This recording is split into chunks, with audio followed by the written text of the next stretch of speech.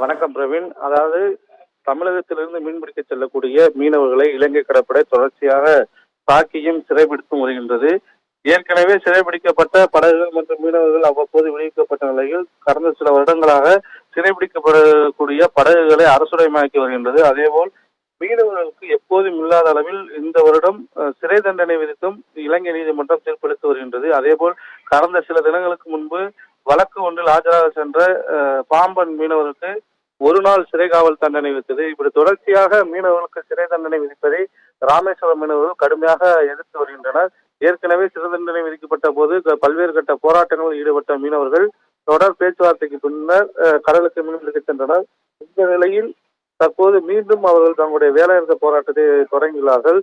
இலங்கை சிறையில் உள்ள 37 மீனவர்களை உடனடியாக விடுதலை செய்ய கோரி இன்று முதல் காலவரையற்ற வேலைநிறுத்தமானது துவங்கியுள்ளது. இந்த வேலைநிறுத்தத்தால் 800க்கும் மேற்பட்ட விசைப்படகுகள் ராமேஸ்வரம் மீன்பிடி துறைமுகத்தில் நங்கூர முற்றுகையிட்டு வைக்கப்பட்டுள்ளது.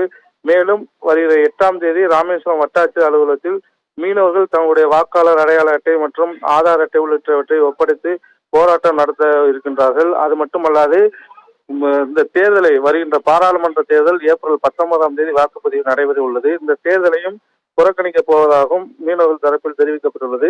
தொடர்ச்சியாக மீனவர்களுக்கு மத்திய அரசு ஒரு பாராபட்ச முகத்துடன் நடந்து வருவதாக இப்பகுதி மீனவர்கள் தொடர்ந்து குற்றம் சாட்டி வருகின்றார்கள்.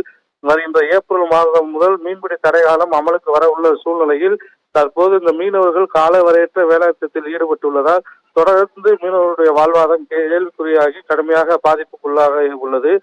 இந்த நிலையில் மீனவருடன் மத்திய மாநில அரசு பேச்சுவார்த்தை நடத்த வேண்டும். அதேபோல் இலங்கையில் உள்ள மீனவர்களை விடுவிக்க நடவடிக்கை எடுக்க வேண்டும் என்ற கோரிக்கையும் அவர்கள் முன்வைத்து இந்த காலவரையற்ற போராட்டத்தில் ஈடுபட்டு வருகிறார்கள். பிரவீன்.